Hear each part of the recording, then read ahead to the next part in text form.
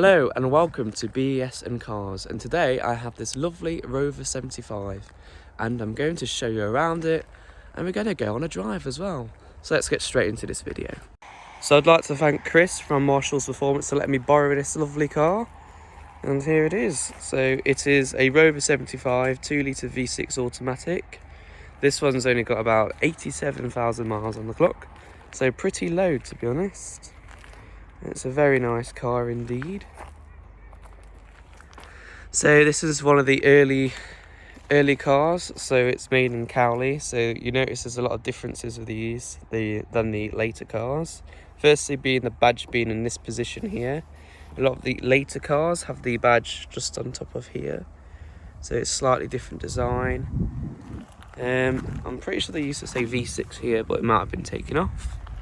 Also, the sills at the bottom, this car is very dirty, are in black.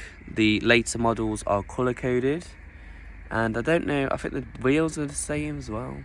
And the badges at the front, well, at the sides of the car, they are there. On the later cars, they're not there. But no, it's a nice car. It's in olive green colour by the looks of it. Well, I think it's called moonshine green. Do correct me if I'm wrong. But yeah, it's a very nice looking car in my opinion. I do prefer the ones that have the project headlights, but beggars can't be choosers. This is a poverty spec car, so it's not going to have a lot of stuff, but it still looks pretty nice in the making, to be honest. You also do get these lovely mirrors, which are like, I think they're called bullet mirrors. So they are slightly smaller than what you get on the later cars, but they do look very nice. Very nice indeed. Well, yes, not much to say about the outside apart from it's very nice, and I'm going to show you on the inside now. So inside of the Rover 75's interior, I have to say it's a very nice place to be in. First thing you notice is how comfortable these cloth seats are. They're very nice. They've got a lot of just cushion inside of them, and they're just really good. Very, really nice seats. You notice as well there's like a theme going on. Everything seems to be oval. Ovals here, ovals there, ovals there. Ovals here, ovals here, ovals here. They just must have been obsessed with ovals. And this one, with it being an early Cowley model, has the real wood dash. So this is all wheel. This looks very nice, I have to say. It goes really well with the cream leather steering wheel. There's nothing to complain about in here at all. And with this only being a poverty spec car, you still get quite a lot of bits with it. So it comes with air conditioning, still get radio, CD, cassette. Well, that's probably about it, to be honest. I absolutely love these though. Really soft, like carpeted sun visors. My MG didn't have anything like this, so just like a horrible, like cheap plastic, but these have actually been covered in carpet. Very nice, it's very nice. And I quite like this like felt seal that goes around the sides. I mean, this is like collected everything, but it looks very, very nice in this car. And the driving position is just great. You can see straight out the road ahead. The dashboard's quite short, so you know, I can touch it all the way to the end, which is quite, it's just more engaging in my opinion. And I quite like how you can also see the front of the bonnet when you drive in. A lot of modern cars now, you don't get that, they just fly around. I know, I think it's absolutely lovely in here. Very nice car. You also get a nice tea shelf here, so you can put all your bits on. And the glove box is, it's okay. It's an okay size, to be honest. It's not bad at all. One thing I don't like about this car is this horrible blank here.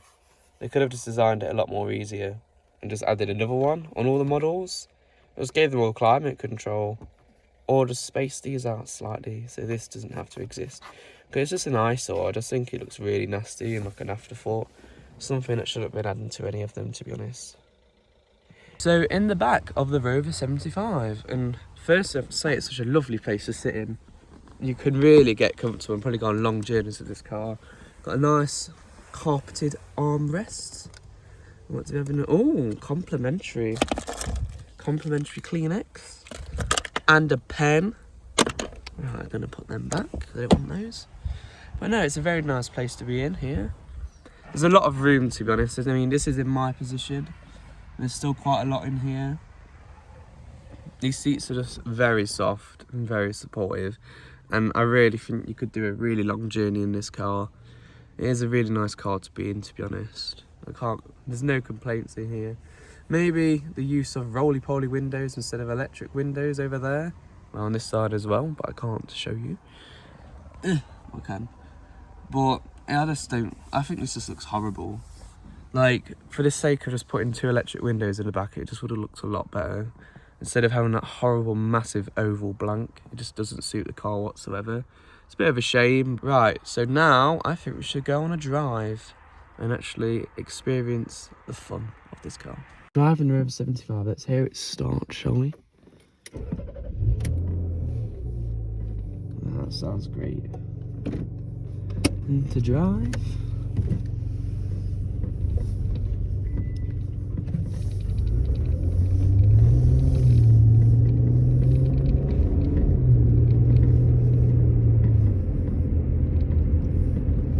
And just hear the rumble of that V6 engine. And honestly, it's such a lovely car to sit in. The seats are very, very comfortable, and they don't really have a lot of support, so when you go around bends you do seem to topple around in them a little bit, but it's more of a comfortable car you're driving. You're not going to be racing around in this at all. I mean, especially when it's mated to this automatic gearbox, it's so smooth you barely feel it change through the gears. And you know, it's not the fastest car in the world, but it does get you going, and it's just very good doing it, very smooth. And saying this is a 20-year-old car, I have to say it's built very well. There's not very many rattles at all going on in here. I think the only main rattle you're going to hear is on my camera. It's very annoying because I can hear it. But driving on these country lanes, you really don't notice anything. There's nothing really bad to say really, apart from, you know, there's a bit of roll in the seats. You know, can't really go fast, but it's fine. It's all around a very nice car. So I think this is a 5-speed automatic gearbox that's mated to, and you do feel it change through the gears, and it's very good doing it, to be honest. So if you want to have a bit of fun, you can put it into sports mode. So I'll do that in a minute. I think that just tightens the gear shifts up. It gets a bit more rough in here. Yeah, even red lines to near enough 7,000 RPM, which is quite impressive, to be honest. But this road's quite bad, to be honest, and suspension has no problem soaking up these bumps. Barely feel them, to be honest. Let's put it in sport mode on this road. My foot's to the floor. And then after about 4,000 RPM,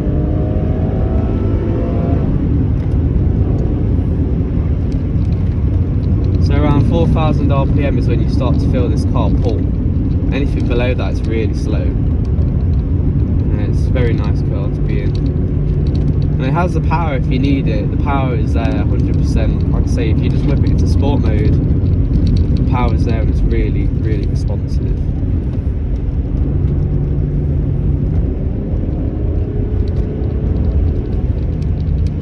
I mean, who doesn't love the sound of a V6? It sounds very good. It's addictive.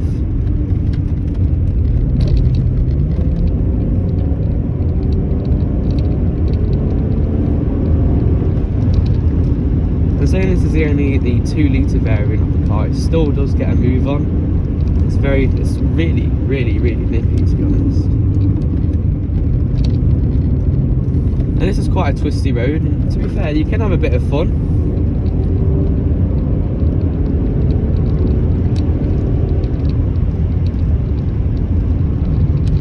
This does sound very good.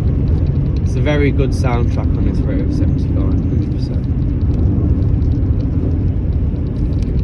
don't know what car can compare really. Noise. So grunty.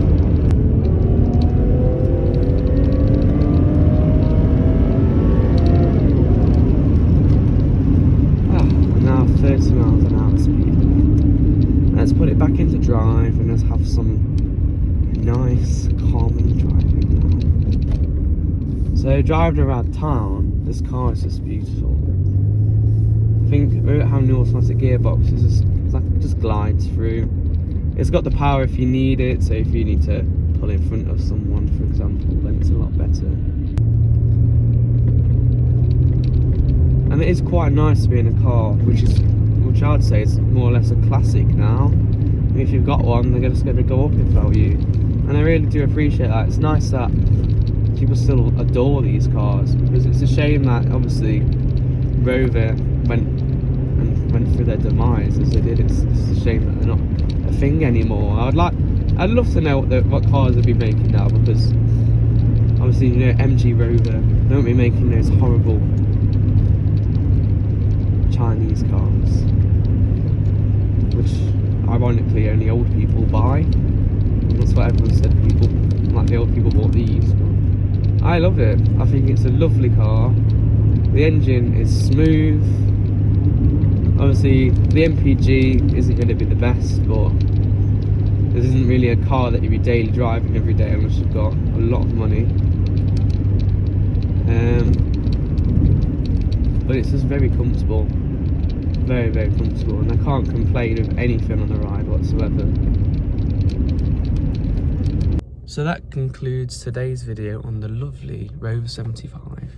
So if you've liked this video, please do give me a thumbs up, and I will link my Instagram below as well, if you want to follow that. I upload photos of random interesting cars that I see every day, and I'll just update you on any other future videos that I have. But yeah, until next time, I'll see you later. Goodbye.